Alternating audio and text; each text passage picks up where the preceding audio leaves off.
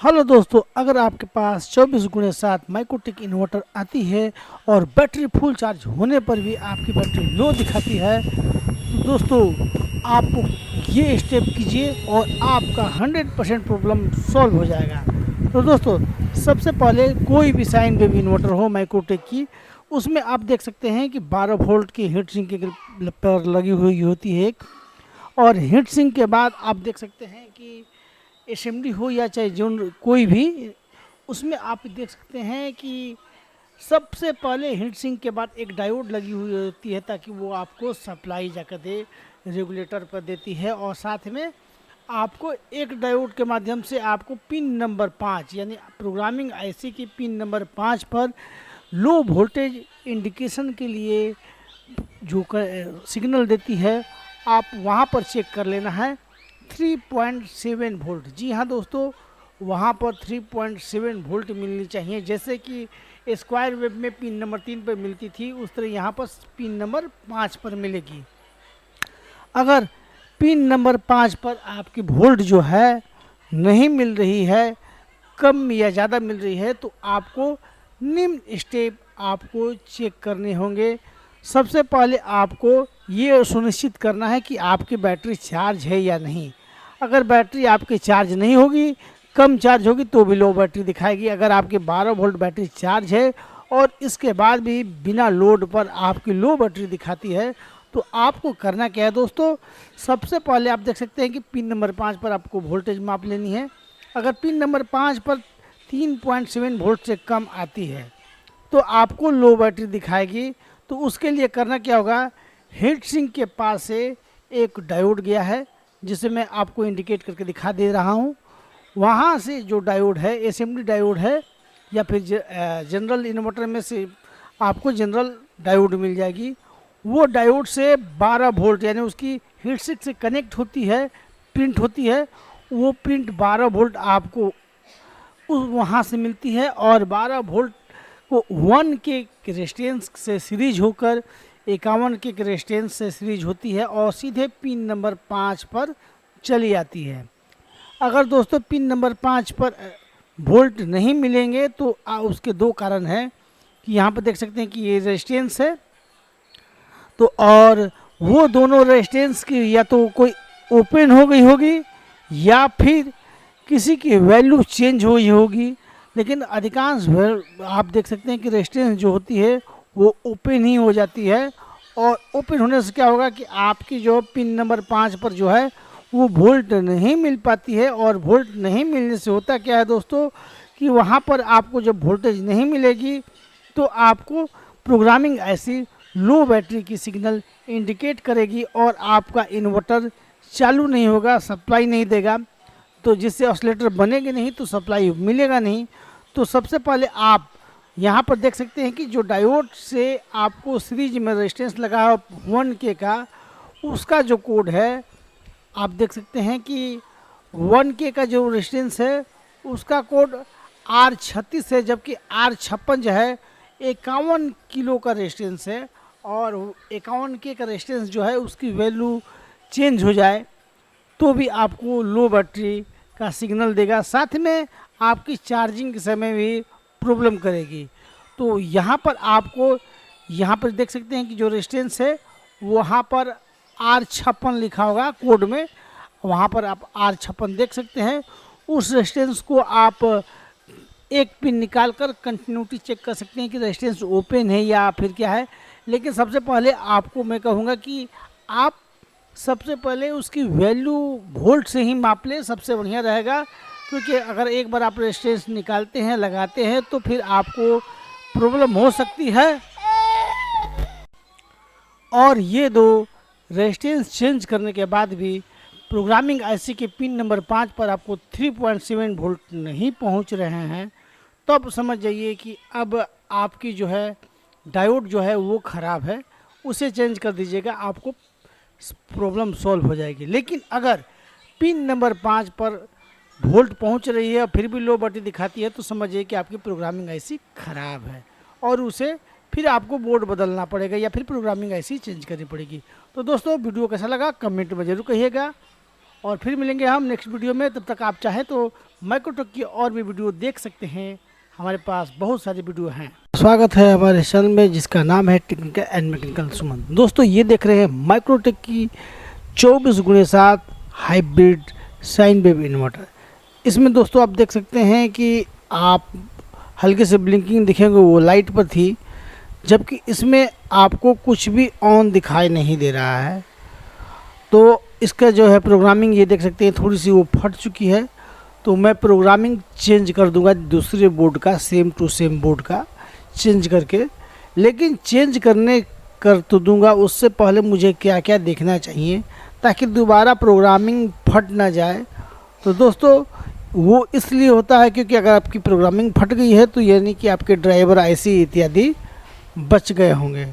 क्योंकि जब programming IC फट जाती है तो अधिकांश में मैंने देखा है कि जो है प्रोग्रामिंग आईसी के बाद ड्राइवर आईसी बच जाती है। तो सबसे पहले आपको करना क्या है कि आप जैक पर वहाँ पर वोल्ट माप सकते हैं। कोई भी वोल्ट वहाँ पर नहीं आ रही होगी, पहले कोई भी इंडिकेशन नहीं कर रही होगी, तो पहले प्रोग्रामिंग आईसी आप रिमूव कर दीजिए। और उसके बाद आपको करना क्या है, यहाँ पर देखिएगा एक ट्रांजिस्टर है रेगुलेटेड आईसी LMN 318 जो है, तो यहाँ पर प्रोग्रामिंग आईसी पहले रिमूव कर देना है, क्योंकि अगर हो सकता है कि दोबारा फिर आपकी शॉर्ट हो जाएगी। तो उसके पहले आपको प्रोग्रामिंग निकाल कर ही आपको चेक करनी है, अन्यथा आप दोबारा प्रोग्रामिंग देकर उस पर सप्लाई देंगे तो फिर प्रोग्रामिंग आईसी आपकी फट सकती है। और यहाँ पर आप देख सकते हैं कि यहाँ पर LM317 है, ये रेगुलेटर आईसी है। इसे रेगुलेटर बनाया जाता है, रेगुलेटर ये इसकी वेरिएबल रेगुलेटर होती है, क्योंकि इसकी आप रेगुलेटर सिस्टम बढ़ा सकते हैं, बना सकते हैं। और वहाँ पर बगल में एक प्रीसेट है, उस प्रीसेट को आपको चेंज वोल्टेज घटाकर बढ़ाकर देखना होगा कि इसके जो पिन है उस पर वोल्टेज वेरी कर रही है कि नहीं कर रही है। अगर वोल्टेज वेरी नहीं कर रही होगी तो आपको उस प्रीसेट को चेंज कर देना है, और वहाँ पर आपको 5 वोल्ट आने चाहिए। अगर 5 वोल्ट की जगह पर ज़्यादा वोल्ट आएंगे तो फिर आपकी दोबारा प्रोग्रामिंग आईसी उड़ जाएगी। और ऐसा इसी कारण होता है कि ये रेगुलेटर आईसी जो है, यहाँ पर रेगुलेटर वोल्टेज जो होती है वो फेल हो जाती है, वहाँ पर 12 वोल्ट देने लगती है। तो और कभी प्रीसेट ख़राब के कारण या फिर कभी ट्रांजिस्टर के कारण, तो आप उसको पहले देख ले। उसके बाद अगर वोल्टेज ठीक हो तो दोबारा आप उस पर प्रोग्रामिंग आईसी लगा दें, और प्रोग्रामिंग आईसी लगाकर उसके बाद आप एलईडी देख लें कि एलईडी की फंक्शन सही कर रही है कि नहीं। अगर एलईडी की फंक्शन सही कर रही है तब आपको कुछ करने की ज़रूरत नहीं है। तो मैंने देखा कि मेरी एलईडी की फंक्शन सही कर रही है, तो मैं उससे पहले बैटरी पर चेक कर लिया, और बैटरी पर आप देख सकते हैं बैटरी पर सप्लाई दे रही है। उसके बाद मैं आपको तुरंत उसे एसी पर सप्लाई देकर चेक करूँगा कि यहाँ तक कि ओवरलोड इंडिकेटर भी कर रही है, ये लोड ज़्यादा देने पर, क्योंकि मेरी वोल्टेज है थोड़ी लोड ज़्यादा मैंने दे दिया है, लगभग 600 वाट तक। तो उसके बाद आप देख सकते हैं कि मैं उसे अब मेंस पे देखूंगा कि मेंस पे चेंज ओवर कर रही है कि नहीं कर रही है, कि मेंस पर भी आपको दिक्कत है। अगर मेंस पर दिक्कत होगी तो यहाँ देख सकते हैं कि चार्जिंग इत्यादि भी कर रही है। तो प्रोग्रामिंग आईसी कभी कभी झटके से या हाई वोल्टेज आने से भी शॉर्ट हो जाती है, लेकिन प्रोग्रामिंग आईसी बदलने से पहले आपको ये चेक कर लेना होगा कि आपकी जो है वोल्टेज सही है कि नहीं है, 5 वोल्ट। और दोस्तों एक और बात, इसमें आप जीकेई और भी लोकल कंपनी की भी लगा सकते हैं। हेलो फ्रेंड्स, आपका स्वागत है हमारे चैनल में। दोस्तों आप देख सकते हैं कि ये माइक्रोटेक की इन्वर्टर है 24x7, और ये इन्वर्टर दोस्तों आप देख सकते हैं कि इसमें अभी आप देख सकते हैं कि वोल्टेज दिखा रही है 273 वोल्ट, और जबकि लोड देने पर ये ओवरलोड हो जा रही है। तो दोस्तों इसमें हुआ क्या था, इसमें इसकी मॉसफेट शॉर्ट थी। मैंने क्या किया, ये आप देख सकते हैं कि इसकी मॉसफेट जो है उड़ चुकी है, तो मैंने इसकी मॉसफेट चेंज कर दी, और मॉसफेट चेंज करने के बाद जो उससे लगे रेजिस्टेंस होते हैं उस रेजिस्टेंस को चेंज कर दिया। ड्राइवर आईसी जो है, जो 2 तरह की होती है, तो दोनों तरह में से आप कोई भी इस्तेमाल कर सकते हैं। एक 4082 होती है और एक 832021, तो वो मैंने चेंज कर दिया। यहाँ तक कि अब उसमें ओवरलोड की प्रॉब्लम आने लगी, तो मैंने इसकी जो फ़िल्टर है वो फ़िल्टर चेंज कर दिया। यहाँ तक कि जो 8 पिन की आईसी है उसे भी मैंने चेंज कर दी कि ओवरलोड क्यों आ रही है। मैंने प्रोग्रामिंग आईसी भी चेंज करके देख ली, लेकिन जो प्रॉब्लम है सेम टू सेम रहा। उसके बाद मैंने सोचा कि अब मैं क्या करूं। मैंने मॉसफेट दोबारा निकाल कर दोबारा चेंज किए। ऐसा हो सकता है कि मॉसफेट वो लीकेज हो या ख़राब हो गई हो।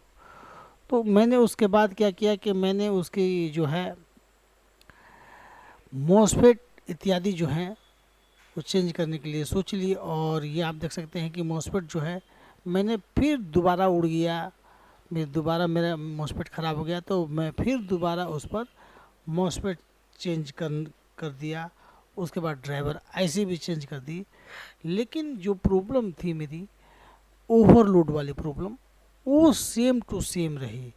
मैं काफ़ी परेशान हो गया।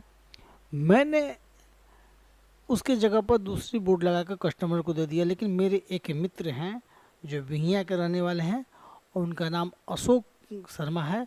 उन्होंने बताया कि आप इस आईसी को यानी के बगल में जो ट्रांजिस्टर है इस ट्रांजिस्टर को चेंज कर दे और आपकी ओवरलोड जो प्रॉब्लम हो रही है, ये आप देख सकते हैं, ये ओवरलोड प्रॉब्लम एकदम बंद हो जाएगी। और मैंने चेंज किया दोस्तों, और मेरी जो ओवरलोड प्रॉब्लम है बिल्कुल बंद हो गई। और इससे मुझे लगा कि कभी कभी अपने मित्रों से या अपने सहयोगी से पूछते रहें। नमस्कार दोस्तों, हमारे चैनल में आपका स्वागत है जिसका नाम है मैकेनिकल सुमन। तो दोस्तों आज हम बात करेंगे कौन सा बेस्ट है इन्वर्टर। ये देखिए, ये माइक्रोटेक और ये उससे पहले मैंने आपको सुकम की किट दिखाई। दोनों में देख सकते हैं कि क्या डिफरेंस है। दोनों में रिले के देख सकते हैं कि उसमें 10 एम्पियर की छोटी वाली रिले लगाती है, जबकि इसमें एक 10 एम्पियर की जगह पे 20 एम्पियर लगाती है, ताकि ये लोड पर आपकी रिले ख़राब ना हो। ये एक अच्छी प्लस पॉइंट है माइक्रोटेक की। इसमें देखिए सुकम में ट्रांसफार्मर लगी है, जबकि इसमें ऑप्टो कपलर और 100 किलो का 2 रेजिस्टेंस और डाइबोर्ड के माध्यम से बनाई गई है। जबकि माइक्रोटेक की हीट सिंक जो है वो बड़ी है ताकि गर्म कम हो, जबकि उसके प्रोसेसर आईसी और इसके प्रोसेसर आईसी ठीक है। अब ये देख लीजिए, इसकी जो प्रोसेसर है और उसकी प्रोसेसर दोनों सेम टू सेम है, उसमें कोई अंतर नहीं है। लेकिन उसकी जो चार्जिंग है डबल एसीआर और सिंगल एसीआर दोनों पे होती है। इसकी भी डबल एसीआर और सिंगल एसीआर दोनों पे होती है। इसमें कोई ख़ास अंतर नहीं है। लेकिन दोस्तों इसमें भी ड्राइवर ट्रांसफार्मर से आपकी कंट्रोलिंग होती है चार्जिंग। फैन के लिए इसमें भी आपकी एक आईसी लगी हुई होती है, जबकि इसमें छोटी लगी हुई होती है। उससे कोई दिक्कत नहीं है। सबसे बड़ी बात है इसकी जैक, आप देख सकते हैं इसकी जैक काफ़ी बड़े बड़े और थोड़ी दूरी पे है, जबकि आप वो देख सकते हैं कि उसकी जैक जो है वो थोड़ी छोटी होती है इसके अपेक्षा और काफ़ी नज़दीक में है। उसकी किट थोड़ी सी कॉम्प्लिकेटेड के बदले काफ़ी थोड़ी सी छोटी बनाई गई है ताकि कम स्पेस में उसकी किट लग जाए। और इसकी थोड़ी बड़ी और दूरी पे होती है ताकि आप इस पर वर्क करने में आसानी से माइक्रोटेक की आप वर्क कर सकते हैं। चेंज ओवर के लिए इसमें जो प्रयोग किया गया है उसमें ट्रांसफार्मर एक है और उसमें ट्रांसफार्मर नहीं है, जबकि उसमें भी एक ऑप्टो कपलर प्रयोग किया गया है आपको फ्यूज ब्लोन के लिए। इसमें भी एक ऑप्टो कपलर का प्रयोग किया गया है।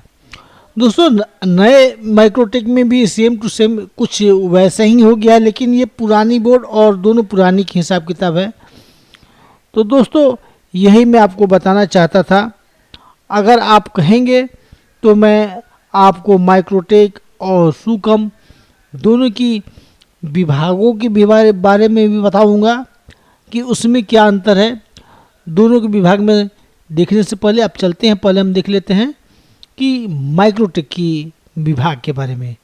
तो दोस्तों माइक्रोटेक में आप देख सकते हैं कि मैंने पहले भी दिखाया था कि दोनों में क्या अंतर है। माइक्रोटेक है जो सॉलिड सामान लगाती है और वो थोड़ी बड़ी किट बनाती है ताकि आम मैकेनिक्स उसे आसानी से रिपेयर कर सके, जबकि जो नए मैकेनिक्स हैं उनके लिए समझना भी आसानी होता है।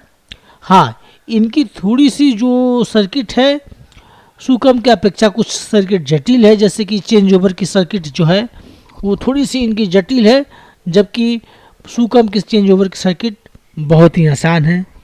चार्जिंग सेम टू सेम है, ओवरलोड लो बैटरी लगभग मान के चलिए सेम टू सेम है, सब कुछ सेम टू सेम है।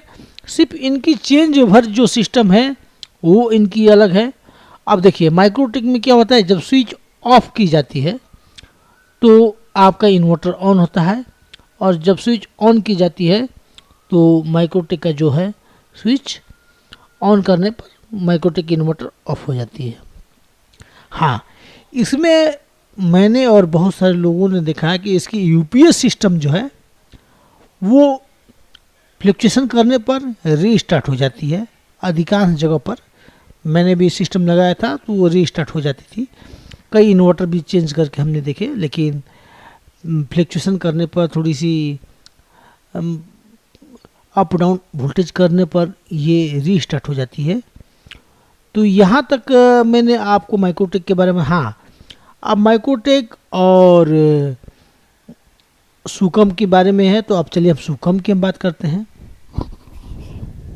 तो दोस्तों अब हम चलते हैं सुकम की तरफ। सुकम इन्वर्टर में माइक्रोटेक की तरह ही चार्जिंग सिस्टम है, और बिल्कुल वैसे ही इसकी ओवरलोड और लो बैटरी की सिस्टम है। प्रोग्रामिंग भी जस्ट उतनी ही पिन की है, और इनकी इंडिकेटर और फैन इत्यादि के कनेक्शन यूपीएस सिस्टम सब कुछ वैसे ही है। हाँ, इनकी थोड़ी सी चेंजिंग है, तो इनकी चेंज ओवर सिस्टम में चेंजिंग है। दोस्तों ये चेंज ओवर बहुत बेहतरीन काम करती है, लेकिन इसमें एक माइनस पॉइंट ये है कि अगर 300 से ऊपर आ जाए तो ये जो आपका ड्राइवर ट्रांसफार्मर है जो चेंज ओवर के करने के काम में आता है, ये आपकी कट सकती है, ख़राब हो सकती है, जबकि उसमें ऑप्टो कपलर के द्वारा करवाया गया है, जिसमें उसकी ख़राब होने की संभावना बहुत कम है। अब रह गई इसकी सबसे अच्छी बात इसमें है कि ये माइक्रोटेक की अपेक्षा काफ़ी सॉफ्ट काम करती है, और कुछ हद तक इसकी कार्य अलग है। जैसे कि अब इसकी इन्वर्टर स्विच ऑन करने पर इन्वर्टर ऑन होती है, और इन्वर्टर स्विच ऑफ करने पर ऑफ हो जाती है, जबकि इस माइक्रोटेक में इसके सेम उल्टी फंक्शन है। अब रह गई बात इसकी यूपीएस सिस्टम की। तो दोस्तों ये यूपीएस सिस्टम इस कंपनी की जो टेक्नोलॉजी है उसके हिसाब से बहुत बेहतरीन है। ये छोटी मोटी फ्लक्चुएशन पर ये रीस्टार्ट नहीं करती, कि इसकी ये सबसे बड़ी बात है। और इसमें मैंने कंप्रोमाइज़ करके देखा है दोनों में से, देख कि अगर लेना हो तो अगर आपको यूपीएस या सेंसिटिव चीज़ चलानी है, जैसे कि मान चलिए कि डिजिटल टीवी इत्यादि जो हैं, जैसे कि आप डीवीडी प्लेयर चलाते हैं या फिर बहुत सारे गैजेट्स हैं जो रीस्टार्ट से प्रभाव पड़ते हैं, उनके लिए ये सिस्टम बहुत अच्छी है। और अगर जनरली तौर पे देखा जाए तो इसकी जो चेंज ओवर सिस्टम है बहुत अच्छी है, और इससे इसकी टेक्नोलॉजी को काफ़ी हद तक इम्प्रूव करती है। ये अब बात आ गई कि नंबर 1 और नंबर 2 ये अलग की बात है, क्योंकि उसके लिए बहुत सारी चीज़ जिम्मेवार हैं, जैसे कि सर्विस, होम सर्विस कैसी है, इसकी प्रोडक्ट की सर्विस कैसी है, साथ में इसकी प्रचार प्रसार कैसा है, इसके आधार पर भी बहुत सारी चीज़ों का आकलन होता है। तो इसमें से मैं दोनों को लगभग 50-50 देना चाहूँगा, क्योंकि एक इसमें प्लस पॉइंट है चेंज ओवर सिस्टम की और यूपीएस सिस्टम की। तो क्योंकि यूपीएस सिस्टम इसकी बहुत अच्छी होती है, तो इसकी माइनस पॉइंट है कि अगर हाई वोल्टेज मिल जाए तो ये चेंज ओवर सिस्टम ख़राब होने की संभावना होती है, जबकि माइक्रोटेक में वो चीज़ की बचत है। लेकिन दूसरी चीज़ है कि माइक्रोटेक में रीस्टार्ट की प्रॉब्लम इसके अपेक्षा ज़्यादा होती है, तो इसलिए दोनों की देखी जाए तो एक दो कमियां दोनों में है, और दोनों में एक दो प्लस, इसका कमी उसका प्लस पॉइंट, उसका माइक्रोटेक की कमी सुकम की प्लस पॉइंट, सुकम की कमी माइक्रोटेक की प्लस पॉइंट। इसलिए दोनों को मैं 50-50 देना चाहूँगा। और बाकी आपको कैसा लगा आप कमेंट में ज़रूर कहिएगा। तो दोस्तों ये वीडियो देखने के लिए धन्यवाद। अब मैं वीडियो लाता रहूँगा मैं क्योंकि मैं बहुत दिन से बाहर चला गया था। तो चलिए मिलेंगे फिर नेक्स्ट वीडियो में। धन्यवाद। दोस्तों आज हम बात करेंगे माइक्रोटेक में एक ऐसी फॉल्ट आती है जिसे हम इस मॉडल में आसानी से सॉल्व कर सकते हैं। तो दोस्तों सबसे पहले ये देखिए, हम बैटरी में देते हैं और ये देखिए हमेशा इसमें मेरी बैटरी फुल चार्ज होने के बाद, बैटरी फुल चार्ज होने के बाद भी लो बैटरी की इंडिकेट करती है। तो दोस्तों इसमें इस फॉल्ट का सलूशन ये है जो मैं आपको दिखाने जा रहा हूँ। ऐसे बहुत सारे इन्वर्टरों में ये सलूशन नहीं होता है, लेकिन इस बोर्ड में ये सलूशन दिया गया है कि आप लो बैटरी के प्रॉब्लम को कैसे सॉल्व कर सकते हैं। ये देखिए मेरी बैटरी फुल चार्ज है, इसके बाद भी ये लो बैटरी के इंडिकेट कर रही है और कुछ देर में लो बैटरी के इंडिकेट करके लोड बंद कर देती है, आउटपुट बंद कर देती है। तो इसके लिए सबसे आसान उपाय है जो मैं आपको बताने जा रहा हूँ।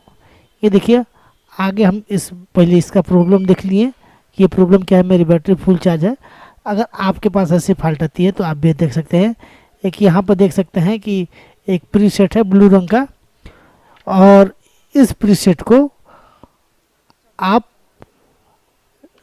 देखिए एंटी क्लॉक की तरफ घुमाएंगे तो आपकी लो बैटरी बंद हो जाएगी, और क्लॉक वाइज घुमाएंगे तो आपकी लो बैटरी बढ़ जाएगी। इसलिए आप अपने मल्टीमीटर से अपने वोल्ट को नाप ले या फिर अपने बैटरी को माप ले कि ये बैटरी मेरी फुल चार्ज है। उसके बाद इसकी ट्यूनिंग कर ले, जिससे आप अपने लो बैटरी के प्रॉब्लम को आसानी से सॉल्व कर सकते हैं। और दोस्तों ये परेशानी बहुत ज़्यादातर देहात क्षेत्रों में भी बहुत ज़्यादा आती है, इसलिए क्योंकि वहाँ पे बिजली कम रहती है और थोड़ी सी बैटरी डिप में जाने के बाद लोग को ये कंप्लेन आना स्टार्ट हो जाता है कि मेरी बैटरी बैकअप नहीं दे रही है, मेरी बैटरी, या फिर बैटरी थोड़ी पुरानी हो जाने के बाद भी ये प्रॉब्लम आती है। तो आप इस प्रॉब्लम को सॉल्व कर सकते हैं बस इसकी ट्यूनिंग करके। तो दोस्तों आशा है कि मैंने आपको कुछ बताया और आपको ये वीडियो पसंद आए। तो पसंद आए तो कमेंट ज़रूर कीजिएगा, और अगली बारी मैं इससे अच्छे वीडियो बनाने की आपके लिए कोशिश करूँगा।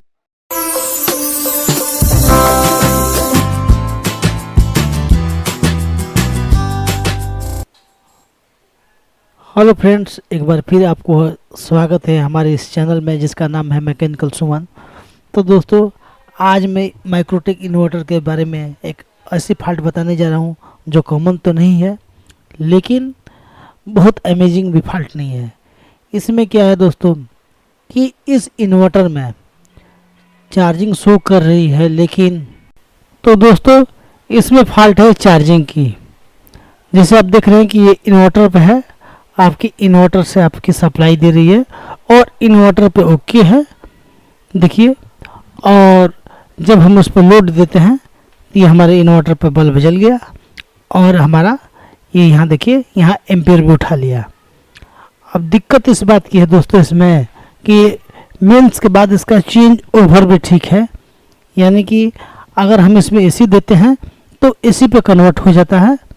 और देखिए जैसे कि मैं एसी का स्विच दे दिया तो एसी पे भी कन्वर्ट हो गया, यानी थोड़ा सा वोल्टेज कम है, भी 160 वोल्टेज के आसपास है, लेकिन एसी पे कन्वर्ट हो गया। लेकिन आप देखिएगा कि इसमें एसी के लिए आपको थोड़ा सा इसमें दोस्तों एलईडी थोड़ी सी कमज़ोर है, इसलिए उतनी क्लियर दिख नहीं रही है। एसी ब्लिंकिंग तो कर रही है लेकिन चार्जिंग नहीं कर रही है। तो सबसे पहले हम देखेंगे कि हमारे एसीआर पॉइंट पर तो वोल्ट आ रहे हैं कि नहीं आ रहे हैं। तो यहाँ आप देखिए मैंने एसीआर पॉइंट पर देखा, ये देखिए वोल्टेज आ रहा है लगभग 188 वोल्ट या 189 ये वोल्ट आ रहे हैं। लेकिन अगले टेपिंग पर जो चार्जिंग की टेपिंग है उस पर हम देख रहे हैं तो उस पर वोल्ट नहीं आ रहे हैं। तो इसकी अब हम जांच करेंगे कि आखिर इसकी खराबी है क्या।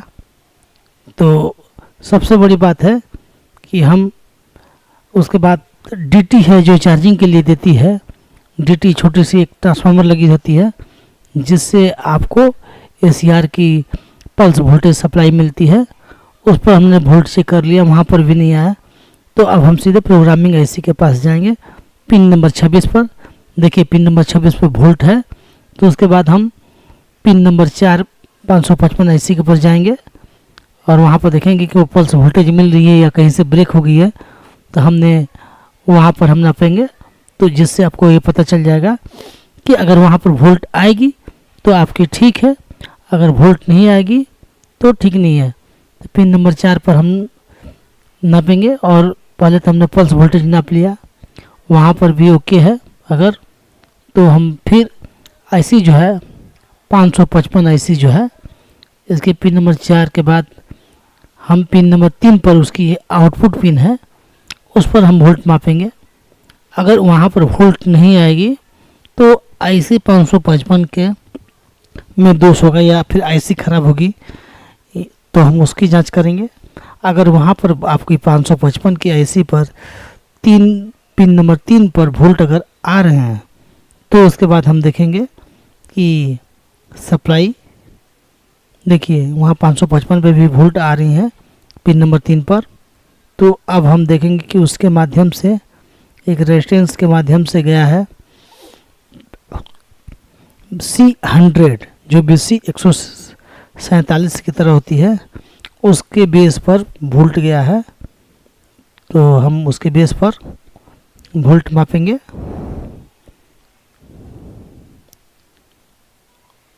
और देखिए उसके बेस पे भी वोल्ट आ रही है। लेकिन अब आप ये देखिएगा कि हम डीटी पे वोल्ट नापेंगे, वहाँ पर भी अगर डीटी पे वोल्ट आएगी तो हम आगे डायोड जो है और रेजिस्टेंस है वो देखेंगे। लेकिन अगर डीटी पे वोल्ट नहीं आएगी तो हम ट्रांजिस्टर को देखेंगे। तो यहाँ पर हम डीटी का वोल्टेज माप रहे हैं, यहाँ पर एसी वोल्ट आने चाहिए। तो थोड़ी सी हम एसी वोल्ट मापते हैं, नहीं आया, तब हम BC 147 की तरह जो C100 है वहाँ पर हम वोल्ट नापेंगे और DT पे नापेंगे। क्योंकि अगर DT पे भी वोल्ट नहीं आएगी प्लस पॉजिटिव वोल्ट तो भी नहीं काम करेगी। तो DT पे पॉजिटिव वोल्ट ओके है। तो जो हमारी ये ट्रांजिस्टर है हम उसे निकालेंगे और निकाल कर हम चेक करेंगे। तो दोस्तों इस वीडियो में मैं आपको ट्रांजिस्टर निकाल कर चेक करने की विधि नहीं बताऊंगा, उसके लिए मैंने एक ट्रांजिस्टर पे वीडियो बनाया है, आप वो देख सकते हैं। अगर यहाँ पर ट्रांजिस्टर ओपन या शॉर्ट के लिए चेक करें, अगर ओपन या शॉर्ट होगा तो आपकी ट्रांजिस्टर अगर ओपन या शॉर्ट होगी तो ये चार्जिंग विभाग नहीं काम करेगी। तो हम इसे आसानी से पहले निकाल लेते हैं और उसके बाद निकालने के बाद हम उसे उसके बदले में अगर ओपन या शॉर्ट होगी तो हम रिप्लेस करके C100 जो NPN रजिस्टर है BC 147 की तरह है उसको हम लगा देंगे। तो उसके बाद लगाकर हम चेक करेंगे कि आपकी चार्जिंग ओके है कि नहीं। हमने ट्रांजिस्टर को चेक किया था वो ओपन थी, तो हम उसके बदले में यहाँ पर हम दूसरे ट्रांजिस्टर लगाकर अब इसे हम सप्लाई देंगे और चेक करेंगे कि अब हमारी चार्जिंग हो रही है नहीं हो रही है। अगर होगी तो हमारी ये इन्वर्टर ओके हो जाएगी और उसके बाद आप आसानी से देखिए हमने पहले इसे बैटरी पे ऑन किया और बैटरी पे ऑन करने के बाद हम इसे चार्जिंग देखेंगे। ये देखिए हमने सीरीज में लगाया है तो थोड़ी सी वोल्टेज कम होगी, ये यानी कि हमारी चार्जिंग हो रही है। अगर चार्जिंग होगी तो वोल्टेज डाउन होगा और नहीं होगी तो डाउन नहीं होगा। ये देखिए अब इसके बाद हम इसको मेंस पे लगाकर चेक कर लेते हैं। देखिए हमारा ये लगभग 18 से 20 वोल्ट यानी कि वोल्ट कम है थोड़ा सा, तो 18 वोल्ट के आसपास है, नहीं तो 24 या 25 एम्पियर आपकी चार्जिंग होगी। और दोस्तों इस तरह आशा है कि आपको ये वीडियो पसंद आया होगा और आप इस तरह चार्जिंग फॉल्ट पकड़ सकते हैं। तो धन्यवाद दोस्तों ये वीडियो देखने के लिए। ऐसे ही आपके लिए ज्ञानवर्धक वीडियो हम लाते रहेंगे ताकि आप उसका पूरा से पूरा लाभ उठा सकें। और हमारे यहाँ दोस्तों बहुत सारे लोग व्हाट्सअप नंबर की मांग करते हैं। बहुत जल्द मैं व्हाट्सअप ग्रुप बनाऊंगा और आप लोग को उसमें शामिल करूंगा। तो दोस्तों ये वीडियो देखने के लिए धन्यवाद। हेलो फ्रेंड्स, आज मैं आपको एक इन्वर्टर के बारे में ऐसा फॉल्ट बताने जा रहा हूँ जो माइक्रोटेक में अक्सर देखने को मिलता है। इसमें क्या होता है कि ये बैटरी पर ओके होती है, लेकिन जब हम इसमें लाइट देते हैं तो लाइट और बैटरी यानी कि एसी और डीसी पर दोनों पे अपने आप चेंजिंग होने लगते हैं। यानी कि इन्वर्टर और मेंस का इंडिकेटर जलने लगता है, दिखाई देता है, और जो आपकी आउटपुट में जो सप्लाई दे रही है वो भी कम बेसी होती रहती है। तो जैसे ये फॉल्ट बहुत कॉमन फॉल्ट में है, और लेकिन नए नए मैकेनिक इस फॉल्ट के लिए बहुत परेशान होते हैं कि उसे कैसे चेक किया जाए कि आखिर ये फॉल्ट है कहाँ। जैसे देखिए ये हमने बैटरी से आउटपुट जलाया, ये मेरा ओके है, मेरा 20 एम्पीयर भी खा रहा है और 220 वोल्ट भी है, ठीक ओके 100%। अगर इसमें हम एसी इन कराते हैं तो उसके बाद देखिएगा कि ये कैसा परिवर्तन दिखा रहा है, यानी कि कैसा ये दिखा रहा है। तो जिसमें हम एसी का प्लग खुसे और देखिए ये आप वोल्ट मीटर को देखें, देखिए ये वोल्ट मीटर ऐसा ही करता है। इस तरह आउटपुट भी आपका ऐसा करता है। तो इससे क्या होता है कि बहुत सारे एलईडी या फ्यूज एलईडी टीवी या बहुत सारी सेंसिटिव चीज़ें बहुत जल्द ख़राब हो जाते हैं। और ये फॉल्ट जल्द पकड़ में आता नहीं है कि ये फॉल्ट असल में क्या चीज़ का है, चेंज ओवर की फॉल्ट है या फिर प्रोग्रामिंग की फॉल्ट है, या कहाँ इस फॉल्ट को हम कैसे खोजें। तो सबसे पहले या फिर रिले की फॉल्ट है। तो दोस्तों अगर रिले की फॉल्ट आपको चेक करना है तो सबसे पहले आप क्या कीजिए कि आप 270 वोल्ट का टेपिंग का इनपुट निकाल दें। अगर 270 वोल्ट का आप निकाल देते हैं और जो आपकी टिपिंग है वो निकाल देने के बाद भी अगर ये फॉल्ट होता है तो आपका रिले का फॉल्ट नहीं है। अगर 270 की टिपिंग निकालने के बाद भी ये फॉल्ट ज्यों का त्यों है तो ये फॉल्ट हम आगे देखेंगे कि ये फॉल्ट क्या चीज़ का है। तो हमने ये 270 वोल्ट का टेपिंग की जो पिने हैं उसके निकाल दिए और बाहर निकाल कर, और फिर हम उस पर सप्लाई देंगे और देखेंगे कि क्या परिणाम दिख रहा है। तो जब हमने 270 वोल्ट की टेपिंग निकाल दी तो मेरा डीसी पे आउटपुट नहीं देगा, लेकिन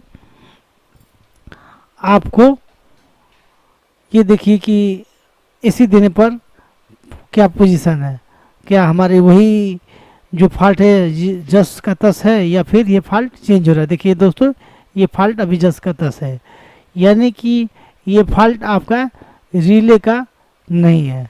अब इसमें क्या करेंगे, हम 270 की दे देंगे और 140 की हम निकाल देंगे, टिपिंग निकाल देंगे। जब 140 की टिपिंग हम निकाल देंगे तो अगर हमारे रिले की फॉल्ट होगी तो 270 वोल्ट की टिपिंग निकालने पर हमारी ओके हो जाएगी। अगर 270 वोल्ट की टिपिंग निकालने के बाद भी आपकी ओके नहीं होती है तो यानी कि आपका है रिले 100% ओके है। और हाँ, अब 140 के टेपिंग पर यानी कि जो चार्जिंग का टेपिंग है वो निकाल देने के बाद अगर आपका ओके होता है तो यानी कि आपका चार्जिंग सेक्शन से प्रॉब्लम है जिससे ये फॉल्ट हो रही है। यानी कि अगर चेंज ओवर ओके हो जाता है 100% ऑन हो जाता है तो अब उसके लिए जब कंफर्म हो गया कि आपका चार्जिंग सेक्शन से ही दिक्कत है, चेंज ओवर हो गया, तो सबसे पहले आप किट को बाहर निकाल ले। बाहर यानी कि किट को आराम से निकालिए, क्योंकि ये अक्सर एल्युमिनियम की होती है। कंपनी अब एल्युमिनियम के ट्रांसफार्मर बांध रही है।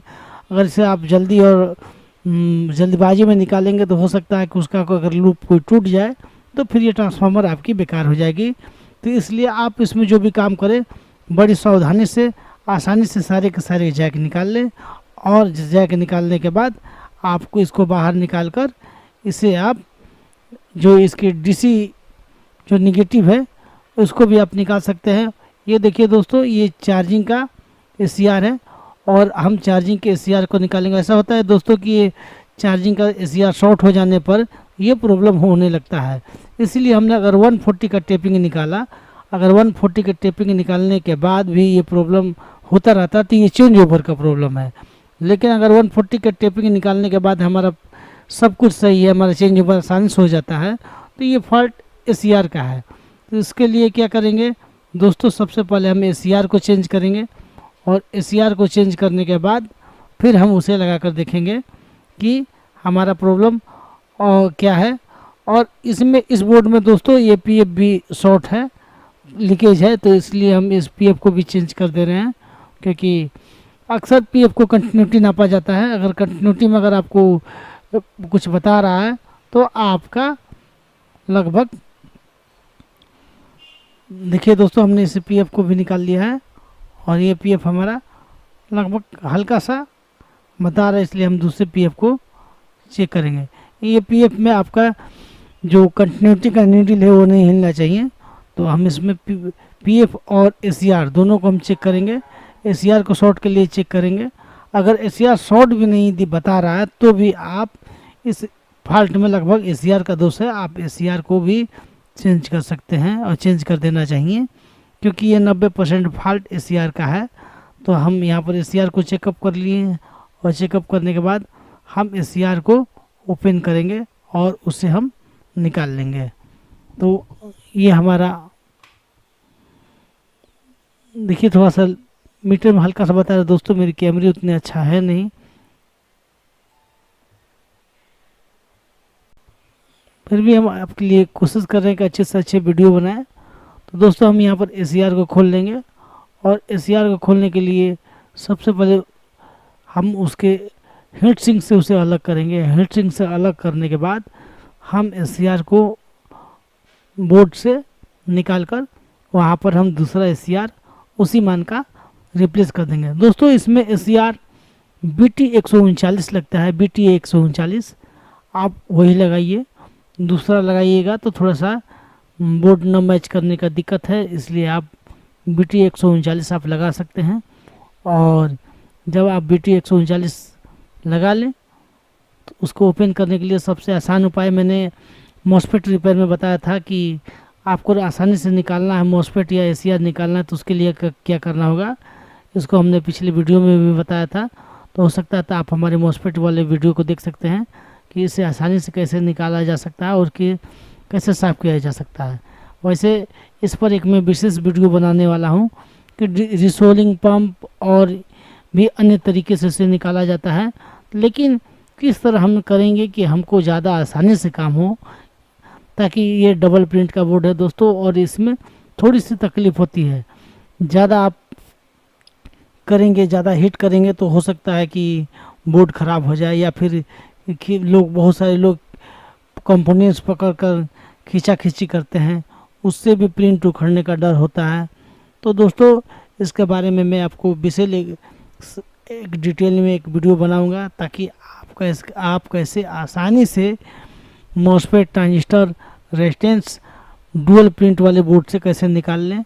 उसके बाद हम उसमें एसीआर कसकर उसको वापस आसानी से सोल्ड कर देंगे। दोस्तों जब हम सोल्ड करते हैं तो ये देखना ज़रूरी है कि हमारी प्रिंटें आपस में शॉर्ट ना हो, क्योंकि शॉर्ट होने पर शॉर्ट सर्किट होने का चांसेस ज़्यादा रहता है और इसमें ट्रांसफार्मर जलने का भी चांसेस रहता है।